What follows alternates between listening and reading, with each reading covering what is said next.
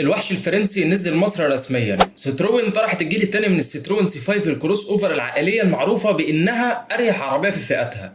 بس الجيل الجديد اول ما نزل عمل حاله جدل رهيبه، ناس مش عاجباها العلامه الجديده وناس ماسكه في الفانوس الخلفي البارز والسماعات اللي في جوانب التابلو، ولكن القنبله الكبيره اللي دايره في جروبات الملاك وهي ان يا عم الحاج ده الموتور بتاعها بيبخر زيت وبيجيب عمره على 100,000 كيلو بعايز طقم شمبر. كلام يخوف صح؟ علشان كده انا عايزك تعمل مشروبك المفضل ويلا بينا نقعد قعده حلوه نفصص فيها العربيه دي ونعرف هل هي فعلا افضل من الجيل القديم ولا العكس. قبل ما نبدا الفيديو اشترك في القناه واخبط اللايك المتين بتاعك ويلا بينا نبدا القعده.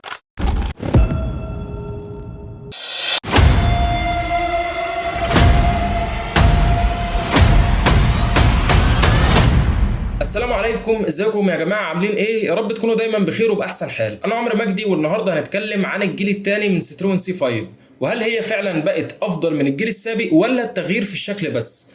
وبالمناسبه علشان المقارنه تبقى واضحه قدامك هسيب لك لينك فيديو مراجعه الجيل القديم تحت في الوصف. العربيه بتنزل حاليا بفئتين، الفئه الاولى ب1,695,000 جنيه والثانيه ب1,935,000 جنيه.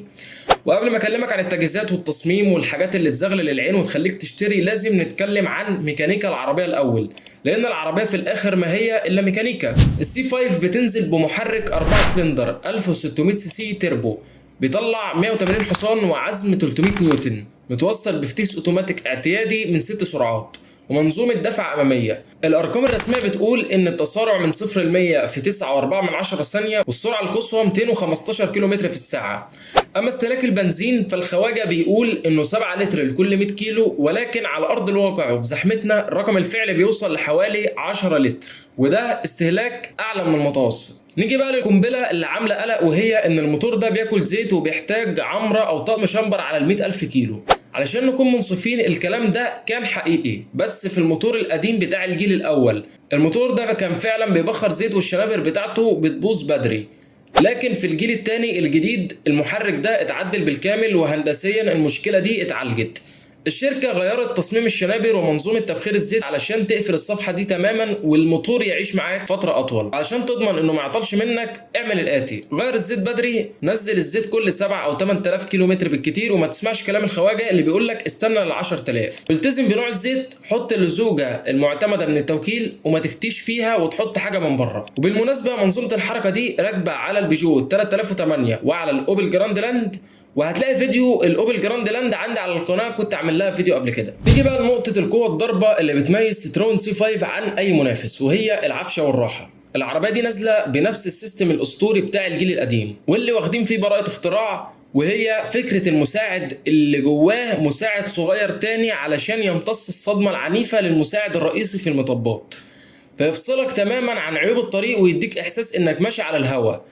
لكن حط في حسابك ان قطع غيار العفشه دي غاليه حبتين مقارنه بالمنافسين، وطالما العفشه ملوكي ومايله للراحه العمياء فمن الطبيعي والمنطقي جدا تلاقي فيها بادي رول او ميل في الملفات مقارب للجيل القديم. فمن وجهه نظري موضوع الراحه ده هيبقى جنه ليك لو مشاويرك معظمها جوه البلد، وحتى لو بتسافر على طرق سريعه وبتمشي بعقل وبادب مش هيضايقك قله الثبات العنيف. العربية مش ناشفة وجيلي قوي برضو عشان ما تفهمنيش غلط، هي بس اتصنعت علشان تدلعك وتريح عيلتك، وطبعا اللي بيكمل سيمفونية الراحة دي كلها هي الكراسي واللي لسه هنتكلم عنها خلال الفيديو. نيجي بقى للتصميم الخارجي. التصميم هنا مختلف كليا عن الفيس ليفت بتاع الجيل السابق. العربية خطوطها بقت حادة جدا وغالبا مش هيعجبك لو فضلت تقارنه بالجيل القديم، وهو ده سبب الدوشة والجدل اللي اتكلمنا عنهم في الأول، خاصة العلامة الجديدة والفانوس الخلفي البارز بزيادة اللي معرض يتلطش في أي ركنة، ولو اتكسر هتروح تغيره بمبلغ وقدره، وحتى لو ب1000 جنيه فهو خسارة عليك. لكن كتقييم إجمالي لو هنقارنها بالعربيات اللي نزلت مؤخرا فهي ماشية مع الموضة في حتة البهرجة وشد الانتباه في الشارع. كماليات بره مش حرمك من حاجه، عندك كاميرات 180 درجه وحساسات اماميه وخلفيه وفوانيس ليد بالكامل قدام وورا ومرايات كهرباء. وعلى فكره لغه التصميم دي لو شفتها على الستروين سي 4 اكس اللي كنا عاملين عنها فيديو قبل كده وموجود في القناه هتلاقيه مقبول ومفهوم هناك، لكن هنا على السي 5 مش جاي مع ناس كتير. انت فاهمني طبعا، وعشان تبقى فاهمني دايما ومتابع كل جديد انزل حالا اعمل لايك جميل للفيديو واشترك في القناه لو لسه مش مشترك. بينا بقى نسيب الدوشه اللي بره دي وندخل جوه نشوف تصميم المقصوره وتجهيزاتها عاملين ازاي. اول ما بتفتح الباب الصالون هيخطفك بفخامته وتناسق الالوان والخامات المحترمه. التابلو هنا مختلف تماما، واول حاجه هتلفت انتباهك هي الشاشه الوسطيه الضخمه بمقاس 13 بوصه، وطبعا بتدعم اندرويد اوتو، ابل كار بلاي وايرلس، ومعاها شاشه عدادات 10 بوصه، وكمان هيد اب ديسبلاي علشان تعرض لك اهم البيانات على الازاز وما تشتتش عينك من على الطريق. خامات التابلو مزيج ذكي، في بلاستيك بس نضيف جدا ويليق بعربيه ب 2 مليون جنيه، مش بلاستيك نيسان صاني يعني، مع قماش في حتت كتير وبيانو بلاك. بس للامانه لو قارنت الخامات دي بالاوبل جراند لاند فالاوبل خاماتها واحلى واقيم، وحته القماش دي هتعمل لك وسواس قهري في التنظيف. شكل فتحات التكييف ممتاز، والسماعات البارزه في الجوانب دي شكلها جديد بس مش عمليه. احنا شعب مهما كان جبنا عمران ومعانا ال 2 مليون جنيه الحركه دي هتقلقنا ونخاف ان هي تتكسر. الكونسول الوسطي شكله شيك وماشي مع الشاشات، عندك تحت مكان تخزين صغير وكاب هولدرز رامينهم تحت، وفوق في الشاحن الوايرلس اللي نازل بخاصيه تبريد للموبايل، ومسند وسطي تحت ومساحه تخزين كبيره ومبرده من التكييف. انا عارف ان في ناس هتقول يا عم طب مكانه حطوا الشاحن تحت والكاب هولدر فوق بدل ما اوطي عشان اجيب اللاتيه بتاعي. انا بختلف معاكم هنا، لانك لو سايب الموبايل تحت ورن وانت سايق تلقائيا هتوطي تجيبه وهتشوف مين بعتلك على الواتس وتتشتت. فلما الشاحن يكون فوق نسبه تشتتك هتبقى اقل، والكاب هولدر استخدامها اقل من الموبايل عموما. ومعلش انا عارف اني طولت في الحته دي وما قلتش كل التجهيزات علشان وقت الفيديو ما يبقاش اطول من كده. مساحات الركوب الاماميه واسعه ومريحه جدا، والكراسي هنا قصه تانية خالص، معموله مخصوص لراحتك، لدرجه ان فيها اوبشن يخليك تظبط الجوانب بتاعتها على مقاس جسمك، ده غير انها كهرباء وفيها تبريد وتسخين ومساج وميموري لحفظ وضعيه كرسي السائق. اما القعده ورا فمساحات الركوب الخلفيه واسعه ومريحه جدا، لان قاعده العجلات بتاعت العربيه هنا كبيره، والخواجه مدلع الركاب ورا بخاصيه التسخين في الكراسي، مع فتحتين تكييف وفتحتين شحن الموبايلات.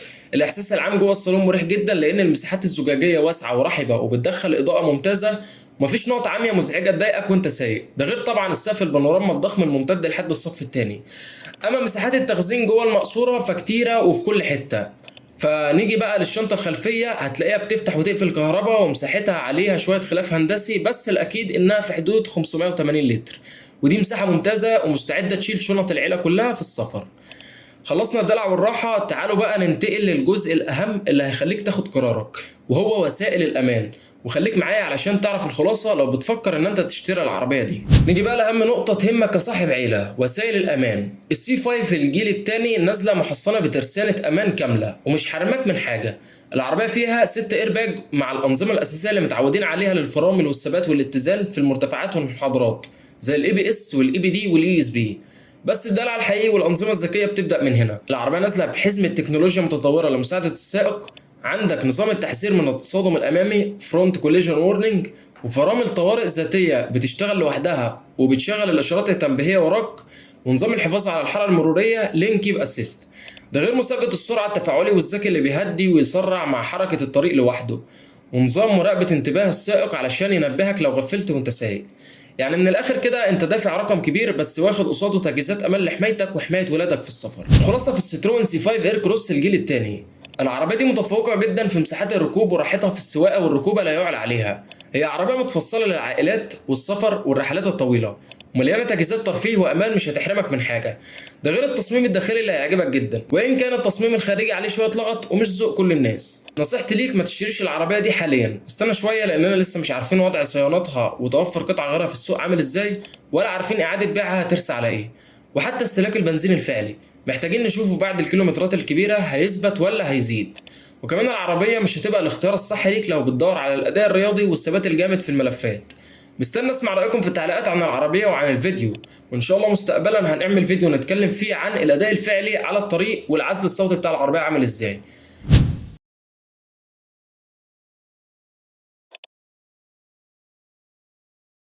ميزه السوبر ثانكس بقت متفعله على القناه اللي حابب يدعم المحتوى بتاعنا علشان نطور منه دايما.